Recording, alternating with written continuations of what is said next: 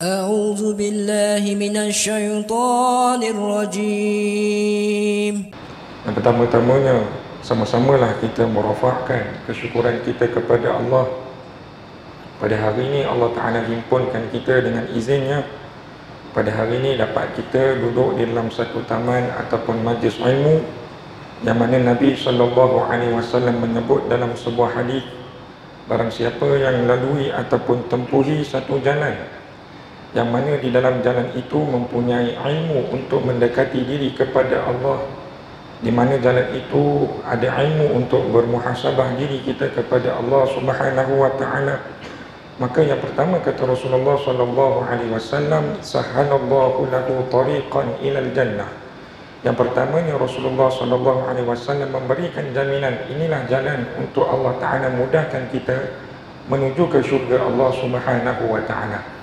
Jadi alhamdulillah tuan-tuan dan puan-puan, mudah-mudahan inilah tanda bukti dan usaha kita untuk sama-sama kita bermunajat dan bermuhasabah diri kepada Allah Subhanahu wa taala, insya-Allah. Jadi yang kedua ni tuan-tuan dan puan-puan, terima kasih Ustaz ucapkan kepada ahli jawatan kuasa surau dan juga para jemaah kerana sudi menjemput Ustaz pada malam ni. Mudah-mudahan perjumpaan kita ini Allah Ta'ala redha ini, insya-Allah. Jadi tajuk Ustaz pada malam ini yang Ustaz akan bawakan iaitu berkisah tentang Maulidur Rasul. Masih belum terlambat untuk sama-sama kita mengenang ataupun untuk sama-sama kita mengenal Nabi SAW, iaitu utusan yang Allah Ta'ala kurniakan kepada kita, ataupun kita boleh panggil sebagai anugerah yang teragung yang Allah Ta'ala letakkan ke atas bumi ni, tuan-tuan dan puan-puan yang dimuliakan oleh Allah. Jadi sebelum Ustaz pergi kepada tajuk kita pada malam ni, insya-Allah Ustaz akan buka majlis ilmu pada hari ini dengan sama-sama kita berselawat, insya-Allah. Berselawat sebanyak 3 kali. Mudah-mudahan dengan majlis ini kita dapat salah satu seruan yang Allah Ta'ala memanggil hamba-hamba ni untuk berselawat kepada Nabi SAW, insya-Allah. Jadi kita selawat sebanyak 3 kali. Boleh sama-sama ikut selawat dengan Ustaz, insya-Allah. Sallallahu ala Muhammad, sallallahu alaihi wasallam, sallallahu ala Muhammad, sallallahu alaihi wasallam, sallallahu ala Muhammad, sallallahu alaihi wasallam, sallallahu ala Muhammad, sallallahu alaihi wasallam, sallallahu ala Muhammad, sallallahu alaihi wasallam,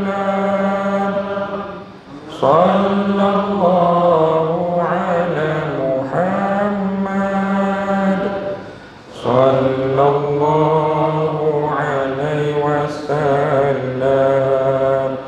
Allahumma salli ala sayyidina Muhammad. Alhamdulillah.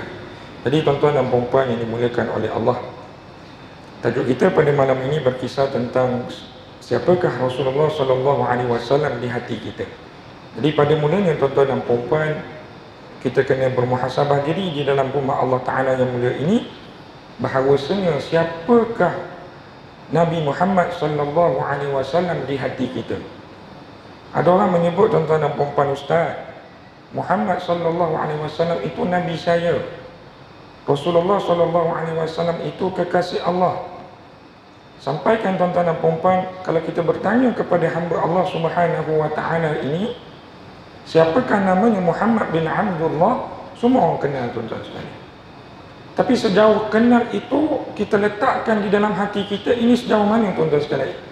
Pada malam ini kita kena bertanya kepada diri kita. Sebab itu tajuk yang Ustaz bawakan pada malam ini sebagai satu tajuk bertanya, siapakah Rasulullah SAW di hati kita? Tuan-tuan dan puan-puan, Kalau kita melihat para sahabat ataupun khulafa ar-rasyidin ataupun para alim ulama tuan-tuan dan puan-puan, bila mana mendengar kalimah Muhammad sallallahu alaihi wasallam, mereka menganggap ini bukan insan yang biasa.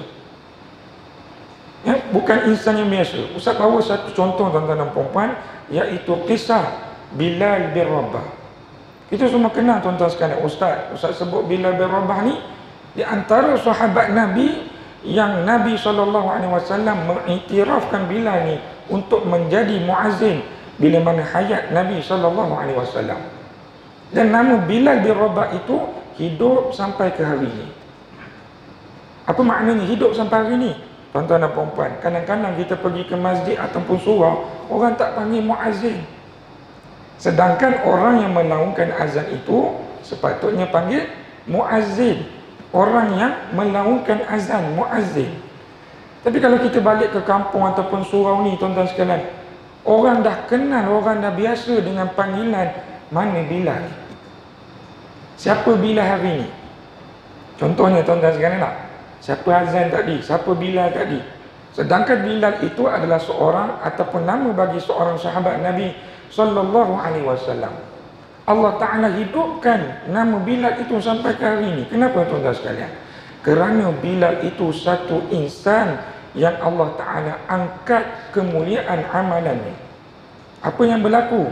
Tuan-tuan dan puan-puan yang dimuliakan oleh Allah, Bilal ni meletakkan Rasulullah SAW di dalam hati beliau. Boleh kata tuan-tuan sekalian, tanpa Rasulullah, Bilal hidup ni tidak bermakna. Jadi tuan-tuan dan puan-puan, semenjak Bilal ni diangkat oleh Rasulullah SAW menjadi seorang muazzin pada zaman Rasulullah SAW, pada waktu itulah orang kenal Bilal. Dengar laungan di Madinah Al-Munawwarah, orang tahu dah ini suara Bilal. Dan orang tahu dah ini memang arahan daripada Nabi SAW. Dengar suara Bilal, orang tahu nanti solat Muhammad SAW yang akan jadi imam. Jadi tuan-tuan dan puan-puan, bila mana Nabi SAW wafat, maka pada waktu itu Bilal berasa sedih. Dah tak ada lagi dah wajah Nabi SAW, dah tak ada lagi dah suara Nabi SAW pimpin solat pada ketika itu. Jadi apa berlaku pada Bilal tuan-tuan sekalian? Dengan kesedihan Bilal tersebut, Bilal meninggalkan bumi Madinah. Bilal tinggalkan bumi Madinah, pergi ke Syam tuan-tuan sekalian, negara asal Bilal bin Rabah. Jadi pada satu malam tuan-tuan sekalian, dalam satu riwayat menyatakan Bilal bermimpi bertemu dengan Rasulullah SAW. Bukan calon-calon orang boleh bermimpi bertemu Nabi ni tuan-tuan sekalian. Ya? Jadi Bilal ini bermimpi datang Nabi SAW, yang bercakap dengan Bilal di dalam mimpi tuan-tuan sekalian. Wahai Bilal, bila kamu nak datang ziarah aku Bilal? Kata Nabi SAW dalam keadaan yang sedih, bila kau nak datang ziarah aku Bilal, kau tak lindungi aku ke Bilal? Bangun Bilal daripada lena pada malam tersebut, terus tuan-tuan sekalian pergi daripada Syam menuju ke Madinah, nak berjumpa dengan Nabi SAW. Ya? Jadi tuan-tuan dan puan-puan, sampainya di Madinah, siapakah yang pada waktu itu Bilal berjumpa? Iaitu dua cucunda Nabi SAW, iaitu Husain dan Hasan dan Husain. Jadi pada waktu itu tuan-tuan dan puan-puan, Bilal ni bila mana bermimpi berjumpa dengan Nabi SAW, seolah-olah pada waktu itu Bilal ni menganggap Nabi pada waktu itu ada. Sampai di Madinah, barulah Bilal teringat rupa-rupanya Nabi SAW sudah wafat. Jadi cucunda Nabi SAW minta kepada Bilal bin Rabah, Ya Bilal, azin lana ya Bilal. Wahai Bilal, tolonglah azan buat kami Bilal. Ya, jumpa orang yang selalu melaungkan azan, Bilal, cucunda Nabi SAW minta, azin lana ya Bilal, azin lana ya Bilal. Pada waktu itu, sebagai menghormati cucu Nabi SAW, Bilal pun melaungkan azan. Allahu Akbar, Allahu Akbar, Allahu Akbar, Allahu Akbar, sampai sahaja pada bait kalimah Asyhadu anna Muhammadar Rasulullah. Dalam riwayat tersebut menyatakan Bilal tidak mampu meneruskan azan tersebut. Kerana apa tuan-tuan sekalian? Kerana sedih dan rindu pada baginda Muhammad sallallahu alaihi wasallam. Kita berhenti sekejap di sini dan kita merenung kepada diri kita. Kadang-kadang kita mendengar kalimah Asyhadu anna Muhammadar Rasulullah. Ada orang dengar kalimah tersebut tuan-tuan sekalian, terus menjawab dengan panggilan Nabi sallallahu alaihi wasallam. Ya, terus menjawab dengan kalimah Asyhadu anna Muhammadar Rasulullah sebagai satu kalimah bersaksi bahawa nescaya Nabi sallallahu alaihi wasallam itu adalah pesuruh Allah. Ada orang tuan-tuan sekalian daripada tak ingat Nabi, dengar laungan azan, aku kena datang surau sebab ini di antara salah satu sunnah Nabi sallallahu alaihi wasallam. Tapi ada juga tuan-tuan sekalian, siapakah Rasulullah sallallahu alaihi wasallam dalam hati bila mana dengar kalimah Asyhadu anna Muhammadar Rasulullah? Ada orang tuan-tuan sekalian tidak menghiraukan kalimah tersebut. Ada orang sibuk lagi dengan dunia. Ada orang teruskan perbualan di kedai mamak. Ada orang teruskan hiburan dengan dunia. Ada orang alih tuan-tuan sekalian. Ini beratlah biasanya nak.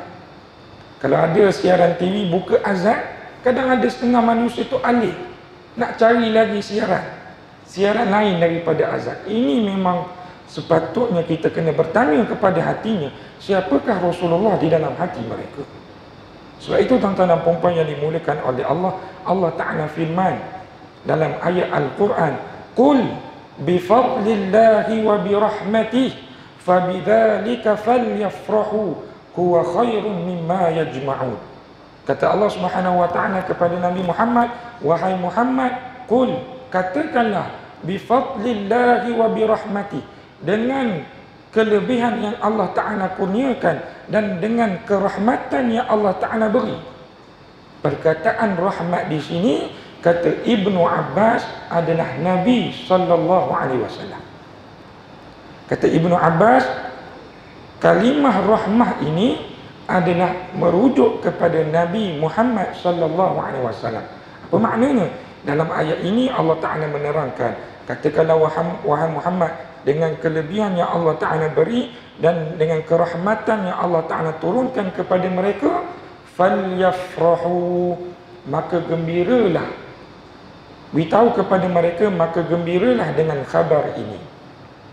Tuan-tuan dan puan-puan, setengah daripada ulama yang mempertahankan majlis Maulidur Rasul akan ambil dalil ini. Ada orang kata, ustaz, buat apa ni ustaz? Maulidur Rasul ni semua bid'ah. Sekarang ni memang di antara orang yang menyekat, ada golongan yang menyekat supaya kita ni tak menyambut sambutan Maulidur Rasul. Dia kata apa? Ustaz, ini semua bid'ah. Orang tak buat, Nabi tak buat, sahabat tak buat. Jadi para alim ulama mengambil dalil ini supaya menegakkan sambutan Maulidur Rasul. Kerana apa? Kerana Allah Ta'ala firman dalam ayat ini, katakanlah wahai Muhammad, dengan kelebihan yang Allah Ta'ala beri dan dengan kerahmatan, yakni turunnya Nabi Muhammad ke atas dunia ni, falyafrahu, katalah kepada umat kamu, maka gembiralah dengan khabar ini. Tanda kita gembira, kita sambut Maulidur Rasul. Ada orang kata, ustaz, tak payahlah ustaz, bid'ah semua ni orang tak buat. Tuan-tuan yang dimuliakan oleh Allah, kita sambut Maulidur Rasul pada hari ini sebagai tanda kita gembira dengan adanya Nabi SAW pernah turun ke atas bumi dunia ni, tuan-tuan sekalian.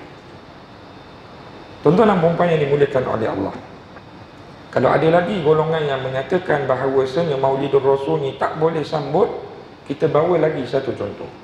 Contohnya apa tuan-tuan sekalian? Contohnya yang berlaku pada sejarah hidup Abu Lahab. Abu Lahab ni siapa? Abu Lahab ni pak saudara Nabi, bapa saudara Nabi. Dan Abu Lahab ini Allah Ta'ala rakamkan namanya di dalam Al-Quran. Tapi rakamkan dalam Al-Quran ni satu sejarah yang tidak elok lah.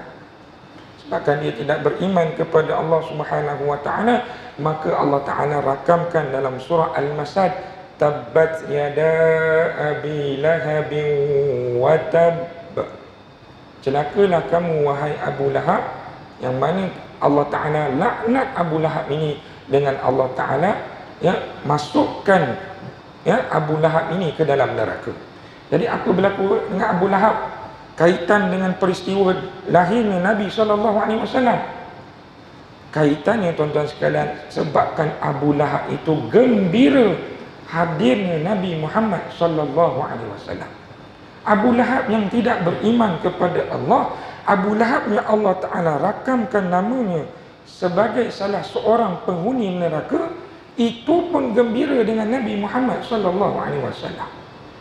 Kalau kita melihat sejarah Nabi SAW, bila mana Nabi SAW keluar daripada rahim ibunya, maka banyak perkara-perkara kejadian aneh yang berlaku. Ada orang menyatakan tuan-tuan sekalian, pada waktu itu di tempat-tempat kemarau dah mula Allah Ta'ala suburkan tanaman pada hari tersebut. Ada orang beritahu tuan-tuan sekalian, keluarnya cahaya daripada rumah ibunya Nabi Muhammad SAW sebagai tanda cahaya datangnya rahmat daripada Allah. Ibu susuan Nabi SAW yang namanya Halimatus Sa'diyah, tuan-tuan sekalian, sebelum ni tak ada susu. Haiwannya juga tuan-tuan sekalian, kambingnya tidak ada susu tuan-tuan sekalian. Tapi bila mana menyusunya Nabi Muhammad, banyaknya keluar susu daripada badannya. Ini tanda Allah Ta'ala berikan rahmat. Jadi Abu Lahab ini bergembira dengan datangnya Nabi Muhammad SAW. Gembiranya Abu Lahab pada hari itu tuan-tuan sekalian, Abu Lahab ini memerdekakan seorang hambanya yang bernama Thuwaibah. Sebelum ni dia ada hamba seorang namanya Thuwaibah. Tapi bila mana datangnya Nabi Muhammad lahir ke atas dunia ni tuan-tuan sekalian, dia berkata kepada Thuwaibah, pada hari ini wahai Thuwaibah, aku merdekakan engkau. Gembiranya bila mana datangnya Nabi Muhammad SAW. Belum habis lagi cerita tentang Abu Lahab ni tuan-tuan sekalian. Satu hari dalam riwayat, salah seorang keluarga Abu Lahab tuan-tuan sekalian bermimpi. Dia tidur, dia bermimpi tentang Abu Lahab. Dia bermimpi tentang Abu Lahab. Dia berjumpa dengan Abu Lahab dalam mimpinya dengan bertanyakan satu soalan tuan-tuan sekalian kepada Abu Lahab yang berbunyi, ma baluka, yang bermaksud, wahai Abu Lahab, macam mana keadaan kau sekarang? Macam mana situasi kau sekarang? Jawab Abu Lahab dalam mimpi tersebut tuan-tuan sekalian, Abu Lahab kata, sesungguhnya Allah Ta'ala yang memberi kepada aku siksaan dalam api neraka kecuali satu hari sahaja. Allah Ta'ala ringankan siksaan neraka kecuali satu hari sahaja, iaitu pada hari apa tuan-tuan sekalian? Pada Yaumul Itsnain, pada hari Isnin. Kenapa Allah Ta'ala ringankan pada hari Isnin?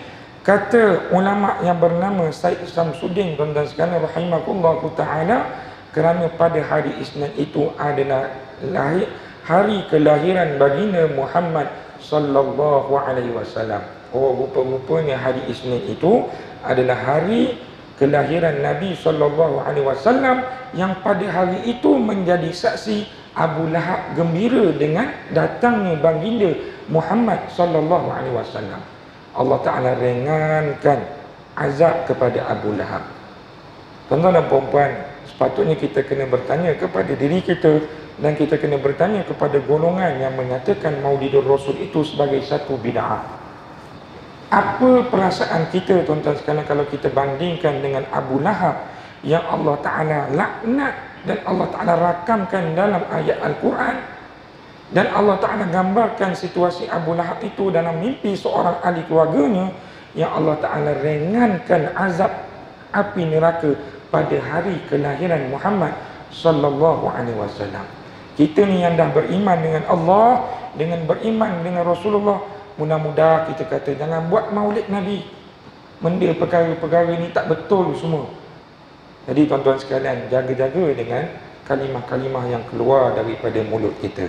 Tuan-tuan dan puan-puan yang dimuliakan oleh Allah, kalau kita baca salah satu kitab namanya Rahiqul Makhtum, ini di antara kitab yang masyhur tentang perjalanan Nabi SAW. Kitab Rahiqul Makhtum. Dalam kitab ini menyatakan Maulid Nabi ini ataupun hari kelahiran baginda Nabi SAW jatuh pada 9 Rabiul Awal.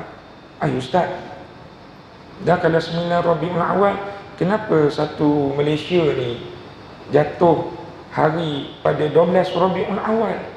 Sampaikan kita ni kalau cuti umum pun jatuh pada 12 Rabiul Awal. Jadi macam mana Ustaz? Jadi tuan-tuan dan puan-puan, di antara pandangan Ibnu Ishaq menyatakan lahirnya Nabi pada 12 Rabiul Awal tahun Gajah. Jadi tuan-tuan dan puan-puan, kenapa ini berlaku? Kerana pada zaman Nabi SAW tidak ada aturan kalender seperti mana kita ni, tuan-tuan sekalian.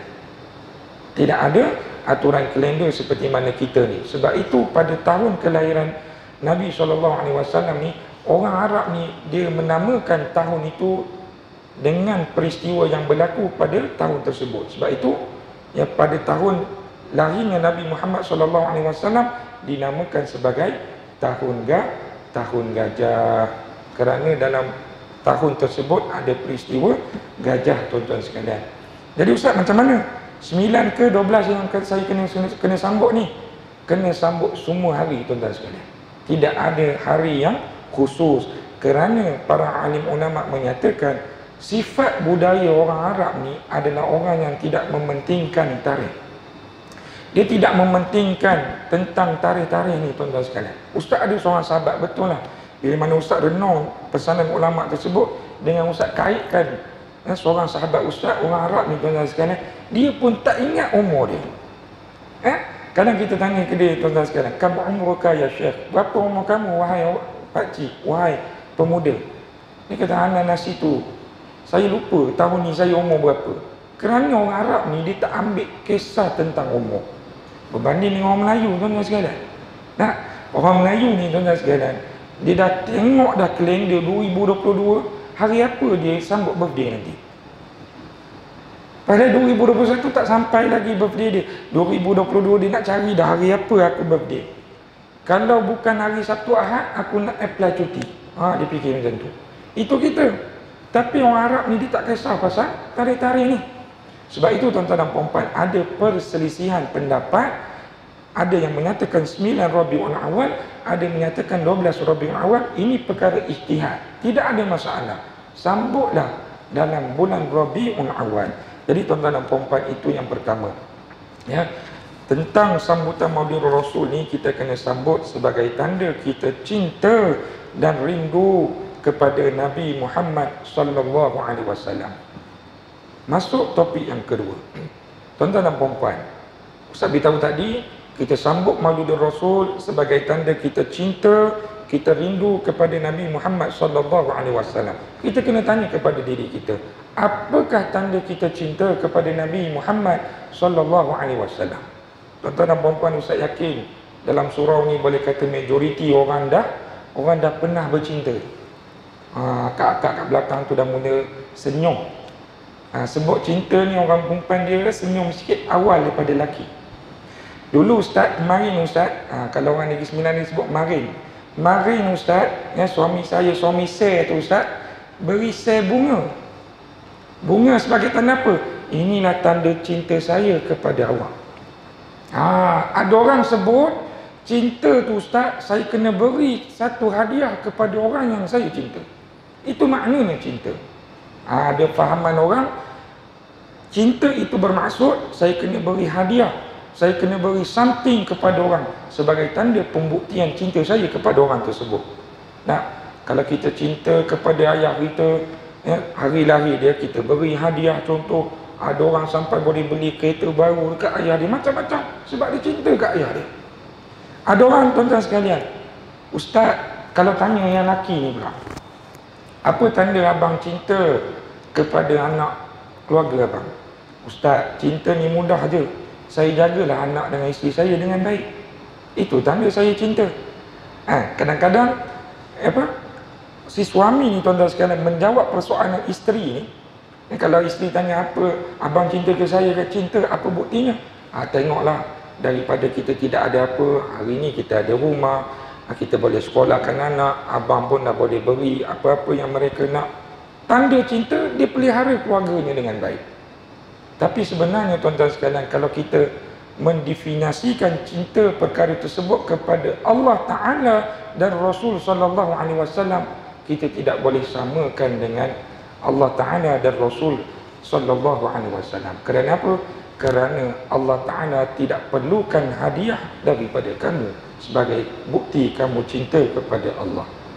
Nabi Sallallahu Alaihi Wasallam tidak perlukan jagaan kamu kalau kamu cinta kepada Nabi Sallallahu Alaihi Wasallam.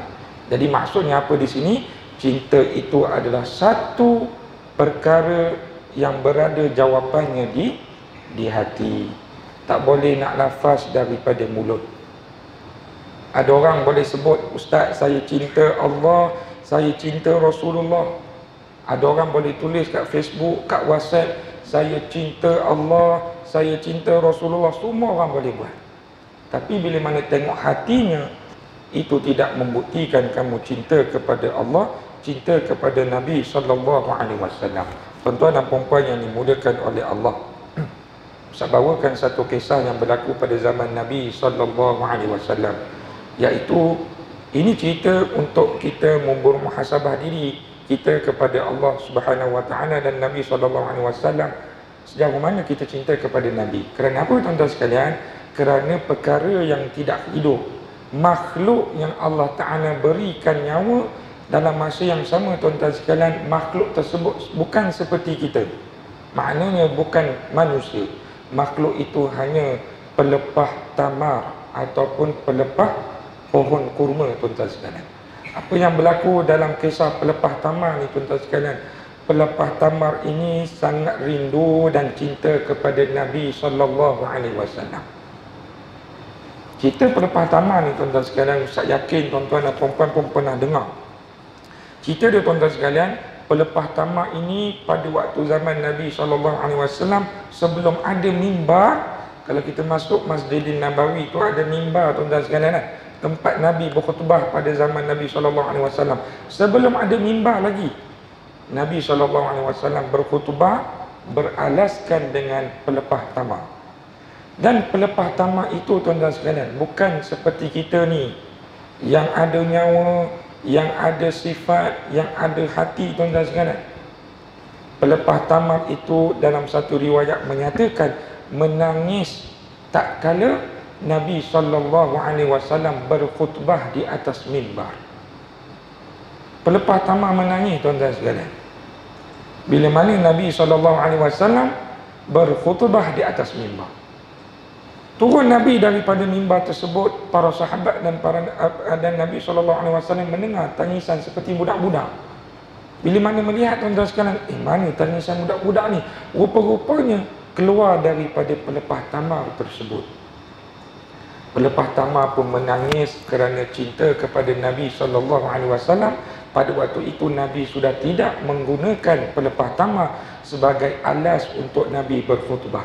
Tuan-tuan dan puan-puan, kalau kita melihat daripada kejadian ini, kita boleh bermuhasabah diri kita tuan-tuan dan puan-puan yang pada hari ini bernyawa, yang pada hari ini ada sifat, yang pada hari ini ada hati.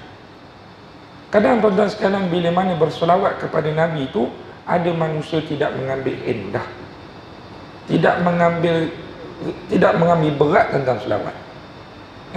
Sedangkan selawat itu adalah salah satu bukti cinta kita kepada Nabi Muhammad sallallahu alaihi wasallam. Nabi berkata di dalam sepotong hadis, man shalla alayya salatan wahidatan sallallahu bihi alaihi asyara. Barang siapa yang berselawat ke atasku dengan satu selawat sahaja, maka Allah Subhanahu wa taala akan berselawat ke atasnya 10 kali tuan-tuan sekalian. Itu di antara hadis yang kita boleh kongsi berkaitan tentang selawat. Sebab itu tuan-tuan dan puan-puan, dalam menjalani kehidupan cinta kepada Nabi SAW ini, kita kena mengambil salah satu iktibar ataupun pendekatan.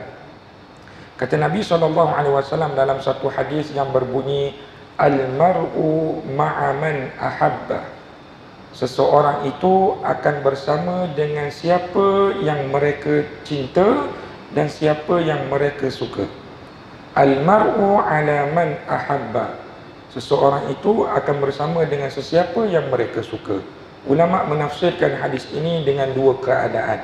Hadis ini yang pertama, pengajarannya berbentuk motivasi ataupun dalam bahasa Arab disebut targhib, motivasi untuk mengajak hamba-hamba Allah Subhanahu wa taala untuk terus berdamping dengan orang-orang yang baik. Sebab apa hari ini kita datang ke surau? Sebab apa hari ini kita menutup aurat? Sebab apa hari ini kita mendirikan solat? Sebab kita nak bersama dengan orang-orang yang baik. Kerana kita beriman dengan hadis ini, kata Nabi SAW, Al-mar'u ma'aman ahabba. Seseorang itu akan bersama dengan orang yang dia suka. Kalau dia suka bersama dengan orang yang mendirikan solat, pada hari kiamat nanti Allah Ta'ala akan tempatkan dia bersama dengan orang yang suka mendirikan solat. Kalau seseorang itu suka kepada orang yang sentiasa menegakkan Islam, orang itu akan Allah Ta'ala kumpulkan mereka bersama dengan orang-orang yang menegakkan Islam. Dalam satu hadis qudsi, yang bila mana Allah Ta'ala menyebut pada hari kiamat nanti, tuan-tuan sekalian, Allah Ta'ala akan bercakap dengan Nabi Adam AS. Pada waktu itu Allah Ta'ala kumpulkan semua makhluknya di atas padang mahsyar. Pada waktu itu, tuan-tuan sekalian, Nabi Adam ini Allah Ta'ala perintahkan asingkan orang tersebut atau hamba Allah Ta'ala tersebut, asingkan golongan-golongan yang Allah Ta'ala masukkan ke dalam neraka. Jadi tuan-tuan dan puan-puan, Nabi Muhammad SAW menyebut dalam hadis tersebut, Nabi Adam pada hari tersebut mengasingkan orang yang masuk ke dalam neraka satu kelompok dalam satu masa 1000 orang. Rupanya ramai tuan-tuan sekalian masuk dalam neraka. Dan dalam 1000 orang tersebut, kata Nabi Muhammad SAW, Nabi Adam pilih satu orang sahaja keluar daripada kelompok yang dimasukkan ke dalam neraka. Maknanya dalam 1000 orang tu, Nabi Adam tarik di antara 1000 orang tu seorang sahaja yang Allah Ta'ala tempatkan ke dalam syurga. Dan inilah di antara posisi orang-orang ataupun bilangan tidak ramai yang hamba-hamba Allah Subhanahu wa Ta'ala taat kepada perintah Allah, taat kepada perintah Nabi. Jadi ustaz, saya nak jadi macam mana supaya Allah Ta'ala tarik saya daripada golongan yang dimasukkan ke dalam neraka, supaya Allah Ta'ala masukkan ke dalam syurga? Beriman dengan satu firman Allah Ta'ala yang mana di dalam surah An-Nisa, wa man yuti'illaha war rasul fa ulaika ma'al ladzina an'ama Allahu 'alaihim minan nabiyyin was-siddiqin wasyuhada'i was-salihin wa hasuna ulaika rafiqa. Kata Allah Subhanahu wa Ta'ala, yang pertama, golongan yang taat kepada Allah. Golongan yang taat kepada Allah ini adalah satu golongan yang tidak ramai orang yang mampu untuk duduk di dalam golongan tersebut. Ialah tuan-tuan sekalian, ya Allah Ta'ala campakkan kita ke dalam dunia ni sebenarnya Allah Ta'ala nak uji kita. Kita baca dalam surah Al-Mulk, ayat yang kedua, Allah Ta'ala menyebut Alladzi khalaqal mauta wal hayata liyabluwakum ayyukum ahsanu amala. Allah Ta'ala jadikan kematian, Allah Ta'ala jadikan kehidupan, Allah Ta'ala nak uji siapa di antara kamu orang yang baik amal solehnya. Jadi tuan-tuan dan puan-puan, ini di antara sifat manusia yang mana kadang-kadang leka dan lalai kepada Allah Subhanahu wa Ta'ala. Ustaz, kalau kita melihat daripada ayat ini, kita kena melihat tuan-tuan sekalian daripada dua segi aspek. Yang pertama, Allah Ta'ala sebut tentang kematian yang pertama dahulu. Tuan-tuan dan puan-puan, bohonglah kita tidak pernah melihat orang yang mati. Semua orang pernah lihat orang mati. Lebih-lebih lagi COVID ni tuan-tuan sekalian, kematian tu meningkat. Dengan kematian ini, berapa ramai yang boleh pulihkan amalan ibadah dia kepada Allah Subhanahu wa Ta'ala. Ada orang tuan-tuan sekalian dengar khabar kematian ni, dia nak pergi tengok arwah tu. Kenapa abang ni sibuk sangat nak pergi tengok, nak ziarah orang meninggal dunia ni? Yang pertama, tuan-tuan sekalian, kata Khalifah Uthman ibn Affan, ciri-ciri orang yang ada nilai taqwa adalah orang yang ambil iktibar daripada kematian. Dia tengok orang mati, tuan-tuan sekalian, dia ambil iktibar daripada kematian tersebut. Ini orang yang bertakwa. Yang kedua, orang yang selalu pergi ziarah orang meninggal ni, tuan-tuan sekalian, kerana dia beriman dengan hadis Nabi SAW. Pahala orang yang tengok dan orang yang menemani saudara kita yang meninggal dunia ni, Nabi SAW menyebut Allah Ta'ala akan berikan kebaikan setinggi gunung sebanyak 2 qirat. Maknanya sebesar 2 qirat, tuan-tuan sekalian, Allah Ta'ala berikan pahala dan kebaikan buat orang yang melihat dan menemani sampai ke tanah kubur. Itu yang pertama. Sebabkan ada orang bila mana bermuhasabah diri, dia tengok orang mati, dia akan jadi baik. Dia nak semayang, dia nak jaga mulut dia nak jaga aurat. Itu yang pertama. Yang kedua, tuan-tuan sekalian, Allah Ta'ala sebut, lihat Allah Ta'ala ciptakan namanya Al-Hayat, iaitu kehidupan. Tuan-tuan yang dimuliakan oleh Allah, kadang manusia tu bila mana Allah Ta'ala tak uji dengan sakit, Allah Ta'ala tak uji dengan musibah, dia rasa dia tu dah ahli syurga. Enggak. Solat dilewatkan, masjid surau ditinggalkan, ibu ayah dilupakan, Al-Quran dilupakan, sedekah dipinggirkan. Kenapa? Saya tak uji dengan Allah Ta'ala, tak uji saya dengan dunia. Saya nak apa-apa Allah Ta'ala beri, ustaz. Saya ada pekerjaan yang baik, saya ada harta yang banyak, saya ada pendidikan yang tinggi. Contohnya lah, tuan-tuan sekalian. Kadang kita merenung dengan akal fikiran kita, betul lah ustaz. Kalau kita melihat budaya orang kafir ni, orang yang Allah Ta'ala laknat, orang-orang kafir ni, tuan-tuan sekalian, orang yang jauh daripada Allah Subhanahu Wa Ta'ala, tengok kehidupan dia. Mewah, tuan-tuan sekalian, mewah. Ya? Memang mewah. Nak pakai apa-apa Allah Ta'ala beri. Kalau nak bezakan dengan kita ni, memang masalah ni jauh dah. Dunia dia dapat daripada kita dah. Ya? Kalau nak bandingkan dengan cantik, memang masalah lah cantik ustaz. Saya ni tak berapa nak cerah. Masalah ni semua cerah. Tapi Allah Ta'ala sebut dalam satu firman, Allah Ta'ala kata, wala tamuddanna 'ainaika ila ma matta'na bihi azwajan minhum zahratal hayatid dunya. Allah Ta'ala sebut, jangan kamu palingkan mata kamu kepada golongan yang Allah Ta'ala berikan kenikmatan dunia. Sebab itu pada hari ini, tuan-tuan sekalian, kita antara nak ambil iktibar dengan Maulidur Rasul, tengok siapa Nabi SAW suruh kita bersahabat. Apa Nabi SAW tinggalkan pesanan kepada kita. Ustaz, saya ada anak 4 orang. Tengok apa yang Nabi SAW suruh kita ni didik anak-anak kita. Salah satunya, tuan-tuan sekalian, kata Rasulullah SAW, "Allimu awladakum thalathu khisali." Kata Nabi lah. Yang pertama, tuan-tuan sekalian, ajarilah anak kamu dengan 3 perkara. Yang pertama, hubbu nabiyyikum. Ada anak, tuan-tuan sekalian, kata Nabi, ajar supaya mereka ini cinta kepada Nabi mereka. Hari ini, tuan-tuan sekalian, tanya anak kita, ya, cinta tak kepada Nabi SAW? Cinta ya, mana tak cinta? Macam mana bohonglah kalau saya tak cinta kepada Rasulullah. Tapi kalau kita melihat akhlaknya, contoh tuan-tuan sekalian, akhlaknya mereka itu tidak seperti mana Nabi. Mereka masih belum lagi cinta kepada Nabi SAW. Kerana dalam sebuah hadis, ya, daripada Anas bin Malik, tuan-tuan sekalian, hadis tersebut yang berbunyi, la yu'minu ahadukum hatta akuna ahabba ilaihi min walidihi wa waladihi wan nasi ajma'in. Yang bermaksud, tidak beriman seseorang di antara kamu sehingga mereka itu mencintai aku, yakni mencintai Nabi, lebih daripada anak-anak mereka, lebih daripada ibu ayah mereka, dan lebih daripada seluruh manusia.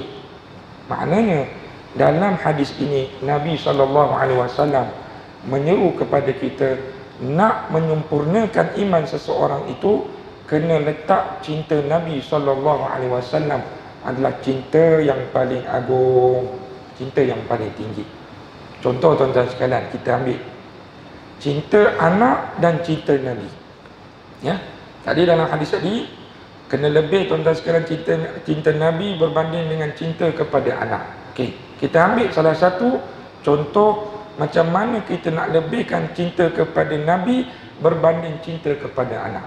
Tuan-tuan dan puan-puan, kita balik ke rumah, kita tengok anak kita 6.50 tak bangun tidur lagi. 6.50 tak bangun tidur lagi. Bermakna apa? Solat subuh tak solat lagi lah. Datang seorang ayah ni tuan-tuan sekalian, marah anak dia. Marah tuan-tuan sekalian. Bangun, semayang. Kau nak jadi apa ni? Contohlah tuan-tuan sekalian. Datang mak dia ni marah pula ayah dia. Ayah bang, biarlah dia tidur sekejap. Dia baru balik pada asrama. Abang ni tak sayang ke anak azan. Okey, tadi kita menceritakan satu hadis, la yu'minu ahadukum hatta akuna ahabba ilaihi min walidihi wa walidihi wan nasi ajma'in. Okey, jadi salah satu contoh kalau kita beriman dengan hadis ini, contohnya berlaku kepada diri kita. Kita nak menyempurnakan iman, kita nak meletakkan Nabi SAW cinta itu lebih daripada anak kita. Yang kalau kita melihat anak kita ni dah berumur balik, dah akil balik, dah dewasa, tapi tidak solat subuh, 6.50 tak bangun lagi daripada tidur, kita marah pada anak kita, kita tegur anak kita. Ya, kadang ada manusia itu yang bernama ibu ni rasa siang ke anak. Tak apalah bang, nanti 5 minit je lagi. Saya kejutlah dia. Abang ni masuk rumah marah-marah anak ni, abang tak sayang anak ke? Sebenarnya marah itu bukan tanda dia tidak sayang kepada anak. Tegur itu adalah sebabkan dia sayang kepada Nabi SAW.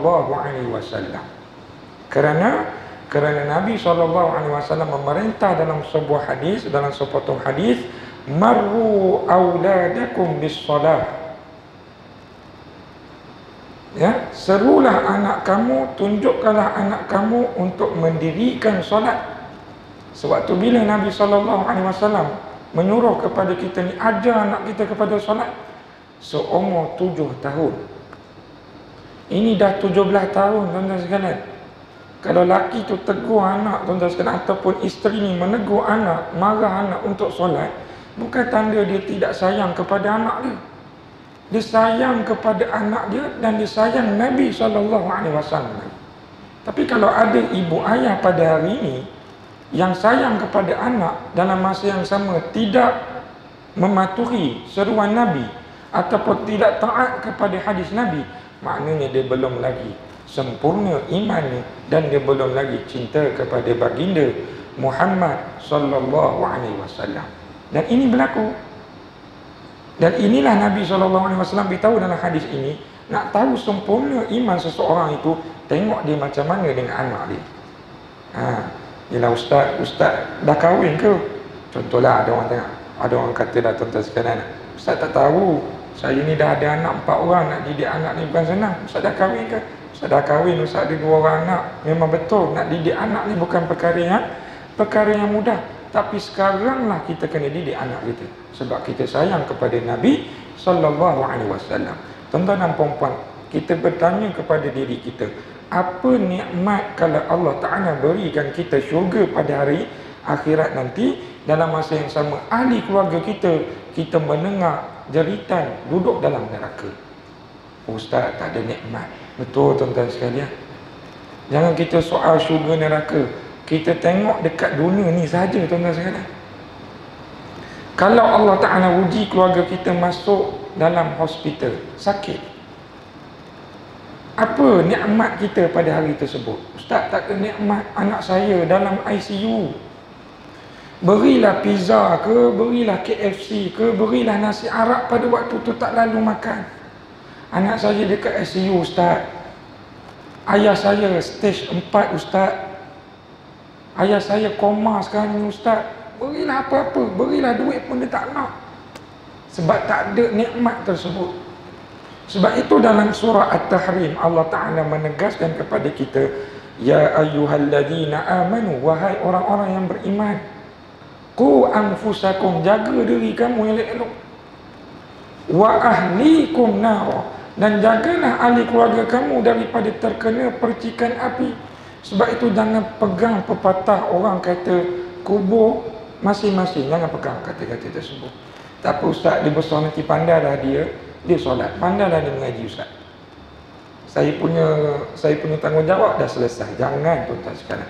Hatta anak kita dah kahwin dengan orang lain pun kena pesan dia tentang agama. Ya? Jadi tuan-tuan dan puan-puan yang dimuliakan oleh Allah, itu salah satu contoh. Contoh yang kedua kata Nabi SAW dalam hadis ini berkaitan tentang ibu ayah kita. Tuan-tuan dan puan-puan, siapa tak sayang ibu ayah? Semua sayang. Ya? Macam Ustaz beritahu pada awal tadi lah, ada orang boleh balik kampung buat makan-makan sebab tanda sayang kat mak ayah dia. Ada orang tuan-tuan sekalian birthday ayah dia beri sebiji kereta, sebuah kereta tuan-tuan sekalian, sebab dia sayang ayah dia. Tapi macam mana situasi sayang Nabi SAW itu kena lebih daripada sayang ibu ayah seseorang tersebut. Contoh situasinya tuan-tuan sekalian, bila mana ibu ayah sesuatu keluarga tersebut tidak menyeru kepada kebaikan. Kau nak keluar tak yalah pakai tudung. Ayah dia kata tuan-tuan sekalian, nak pergi pasar depan ni je. Anak dia tu nak pakai baju sekejap ni, pakai baju lengan pendek, malu dengan orang. Tak yalah, depan tu kedai ni alah saudara kita, marilah kita pergi beli barang kat depan tu. Bukan orang siapa-siapa pun, kenalan kita juga tu. Anak ni dah rasa lari tuan-tuan sekalian, nampak lengan ni aurat ni. Macam mana tu tuan-tuan sekalian? Allah Ta'ala beritahu dalam surah Luqman, wa in jahadaka ala an tusyrika bi ma laysa laka bihi ilmun fala tuti'huma. Allah Ta'ala sebut dalam surah Luqman, bila mana ibu ayah kita menyeru kepada kita ini supaya mensyirikkan Allah, maknanya tidak mentauhidkan Allah, tidak mengesakan Allah, maka Allah Ta'ala sebut fala tuti'huma, jangan kamu patuh dan taat perintah mereka berdua. Dah ustaz, macam mana syurga saya dekat mak ayah saya ni, redha saya dekat mak ayah saya ni? Tuan-tuan dan puan-puan, kita kena bezakan perintah yang baik dengan perintah yang buruk. Perintah yang baik kita kena buat sebab redha kehidupan kita tu dekat mak ayah kita. Macam mana buruk sekali mak ayah kita tu, itu mak ayah kita. Balik kena salam, kena cium tangan, doa je kita kena minta. Tapi kalau arahan berbentuk maksiat, jangan solat contohnya, jangan tutup aurat contohnya, boleh berpegang tangan dengan sepupu contohnya, itu kita tak boleh ikut. Bahkan Allah Ta'ala sebut dalam ayat yang sama, wa sahibuhuma fid dunya ma'rufa, gaulilah mereka dekat dunia ni dengan cara yang baik. Sebab itu tuan-tuan sekalian, kalau kita cinta kepada Nabi SAW dalam hadis tadi, lebih daripada kita cinta kepada mak ayah kita, kalau mak ayah kita menyeru kepada keburukan, kita jangan patuh taat kepada perintah tersebut, bahkan beriman dengan hadis ini. InsyaAllah yang terakhir tuan-tuan sekalian, Ustaz nak kongsi pada hari ini berkaitan tentang hadis ini juga, wan nasi ajma'in, iaitu makhluk seluruh alam ni tuan-tuan sekalian. Jadi kalau kita cinta kepada Nabi SAW, macam mana dengan makhluk tuan-tuan sekalian, kita kena tengoklah perhubungan kita dengan manusia lain tuan-tuan sekalian. Maknanya apa-apa perkara yang kita lakukan di atas muka bumi Allah Ta'ala ini, yang pertama letakkan niat nak cari redha Allah, nak cari redha Nabi SAW. Yang pertama, perbetulkan niat. Jadi dalam kesimpulan bagi majlis ilmu pada hari ini, Ustaz nak menyeru dalam sambutan Maulid Rasul kita pada hari ini, keluar daripada surau. Yang pertama, perbaiki niat. Kerana Nabi SAW menyebut, faman kanat hijratuhu ila Allahi wa rasulih, barang siapa yang hijrahnya kerana Allah dan Rasul, fa hijratuhu ila Allahi wa rasulih, hijrahnya akan dapat Allah Ta'ala dan Rasul. Tuan-tuan sekalian, ramai orang di luar sana, walaupun kehidupan dunia dia tak mewah, tapi kalau kita tengok tuan-tuan sekalian, kehidupan dia tenang je. Boleh datang masjid, boleh mengaji Quran, anak-anak Allah Ta'ala beri anak-anak yang baik, Tidak ada isu fitnah cerita tentang dia, tidak ada keluar daripada mulut-mulut dia cerita-cerita benda-benda tak elok. Semuanya baik. Kerana apa? Ustaz yakin kerana individu tersebut hijrahnya dekat dunia ni mencari Allah Ta'ala dan mencari redha Nabi SAW. Yang kedua, tuan-tuan sekalian, kena bermuhasabah diri sentiasa. Kehidupan manusia ni memang tak boleh lari daripada silap dan dosa. Jadi hari-hari buat solat taubat. Hari-hari buat solat taubat, tuan-tuan sekalian. Kadang-kadang kita malulah dengan diri kita. Ya, kadang-kadang kalau pesanan daripada para ustaz, pesanan daripada para penceramah ni, kadang-kadang manusia ni masuk telinga kanan, keluar telinga kiri. Tapi ada satu golongan manusia, kalau bercakap, dia akan percaya, tuan-tuan sekalian. Siapa? Doktor. Nah, betul lah. Pergi, tuan-tuan sekalian, yang masuk dalam bilik doktor, doktor cek sikit. Oh abang kena kurangkan minum ais batu. Kalau isteri kat rumah, tuan-tuan sekalian, berbuih mulut, bang jangan minum air batu, tak risau ni, tuan-tuan, tak risau ni.